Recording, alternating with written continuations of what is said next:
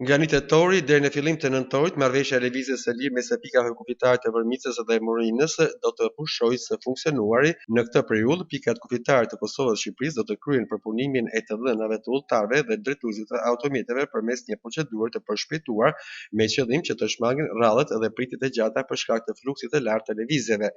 Gjatë fundjavave dhe festave zyrtare, qytetarët që udhtojnë me automjete me targa të Shqipërisë dhe Kosovës do të vazhdojnë të kalojnë pa kontrolle kufitare. Marrëveshja e lëvizjes së lirë mes dy shteteve, e cila u nënshkrua për të lehtësuar qarkullimin dhe shmangur trafikun e rënduar, ka dhënë rezultate të dukshme gjatë sezonit veror, ku numri i udhëtimeve arriti edhe kulmin.